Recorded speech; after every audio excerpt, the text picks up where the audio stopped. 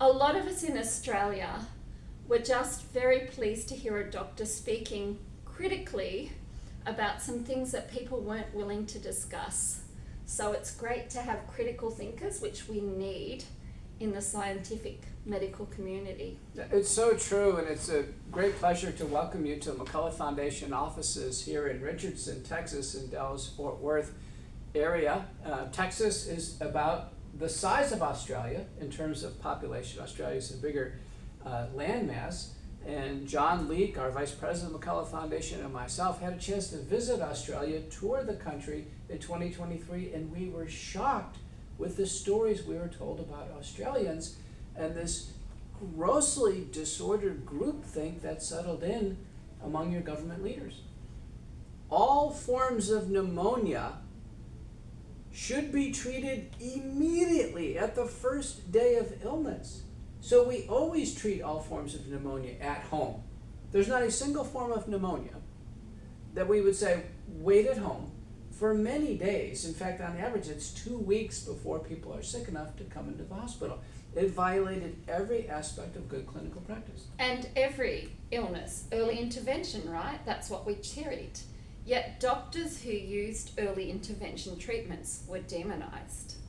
Well, the doctors who attempted to use empiricism, that is to make observations, and what we had done with the published McCullough protocols is find groups of different drugs or agents that could be organized into a sequential protocol based on signals of benefit, acceptable safety, and our empiric observation. Doctors who tried that, they were censored quickly. There was severe professional reprisal. There was a delicensing, and people lost their jobs.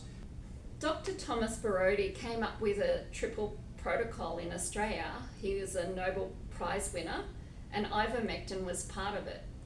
And it astounds me that a drug that had Japanese wonder drug, 2011, I quote the NIH, "There are few drugs that can seriously lay claim to the title of wonder drug.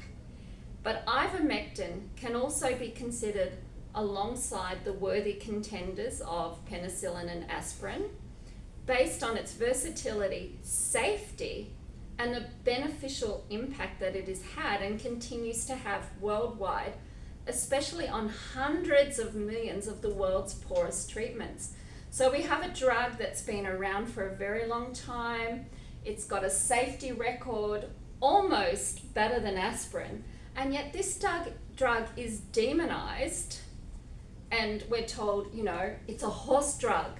If you take it, you're being absolutely stupid. We're not allowed to think critically.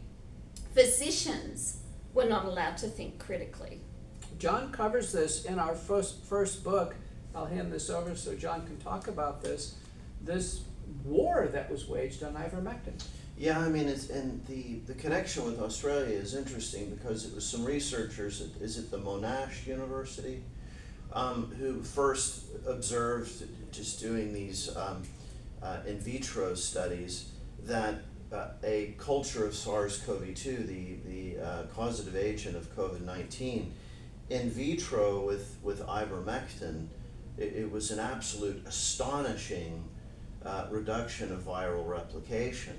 And they published their findings in the spring of 2020. And what was remarkable about it is there were particular pulmonologists, particularly a husband and wife pair named Rajter in Florida, who had a private pulmonology clinic, critical care for pneumonia. They noticed the Monash study, and they thought, well, that's remarkable.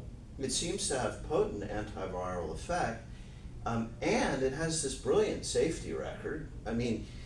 It's actually, the original manufacturer of ivermectin was Merck. Merck did toxicity studies. They amped up the dosing like 100 times higher than the normal dosing for river blindness, and they found very, very little toxicity, even at ultra high doses. So for example, this husband and wife team in Florida said, well, this is like one of the safest drugs around.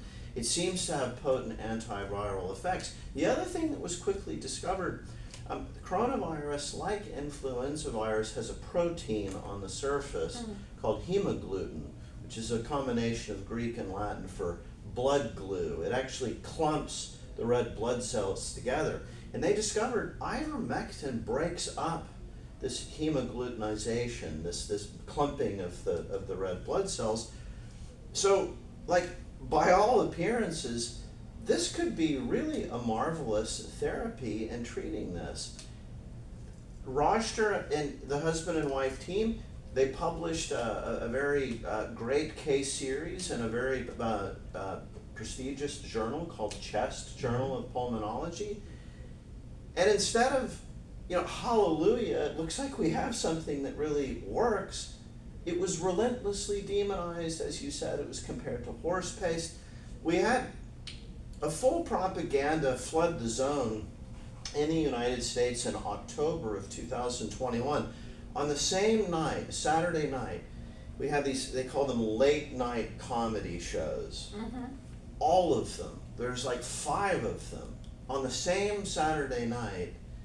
They all had this lambasting and this ridicule of the horse paste, the so-called horse paste ivermectin. And that's when we realized this is a massive propaganda campaign to take ivermectin out behind the woodshed and shoot it. In the United States, it was so bad that 3 doctors, one of them based here in Texas, sued the FDA for their false campaign against ivermectin. And in court, lawyers for the FDA backed down, and the FDA removed all of their false claims about ivermectin being only an animal product. And so that tells you, when government agencies themselves have to be brought to court, that tells you that something has gone very wrong in the pandemic response. And there are countless examples. What we see is, in the same sentence, in the same paragraph, whenever there's any kind of public health representation of what we're dealing with, you'd have, at the same time, early treatment doesn't work. There's nothing that anybody can do to take the edge off of this illness.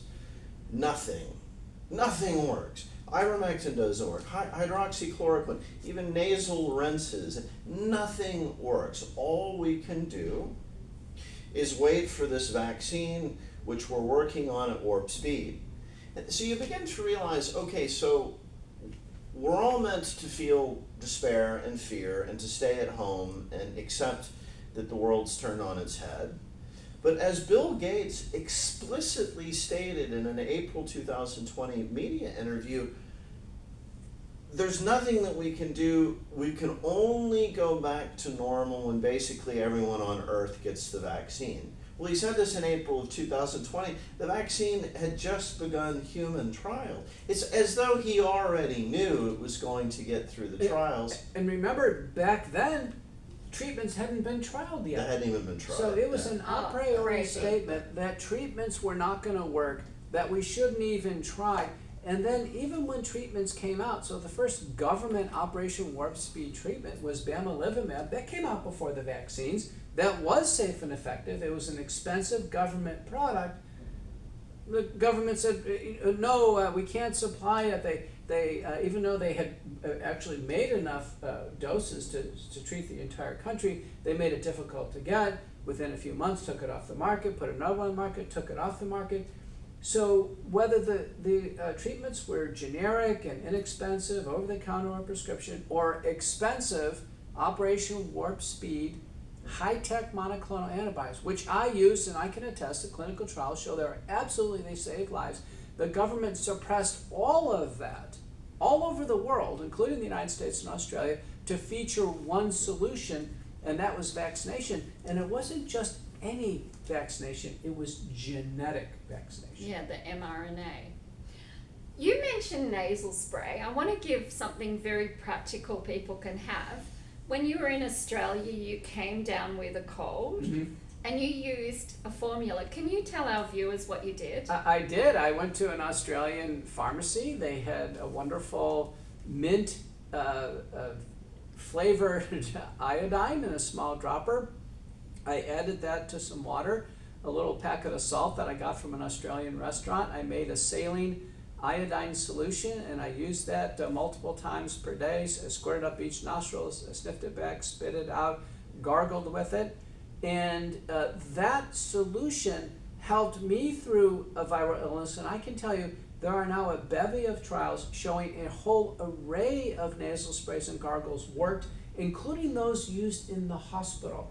And it's a tragedy that even people in the hospital were denied nasal sprays and gargles. One brief mention for COVID-19 of a natural substance that was just remarkable was vitamin D. And you know, vitamin D was also castigated by the government. Even the Mayo Clinic cast doubts about vitamin D in SARS-CoV-2 infection, yet every single study showed those with a higher level of vitamin D seemed to be protected against severe disease. There were 7 prevention trials, prospective randomized trials, randomizing people to vitamin D versus placebo, that showed vitamin D was protective against the development of COVID, and that those who took vitamin D in the hospital, they had less severe outcomes. So something as simple as vitamin D was demonized. It was across the board. The only thing that was promoted by the US government, the Australian government, was the COVID-19 vaccine, which turned out to be not safe and not effective. And Ms. Colbert, thank you so much for visiting us here in Dallas, Texas. People in Australia and all over the world, in my view, should support her efforts and efforts of people like her who actually can see what's going on. A small number of people in leadership positions around the world, and it's interesting, it's just a tiny percent, can see what's going on. And we use that term awake. They're awake to what's going on.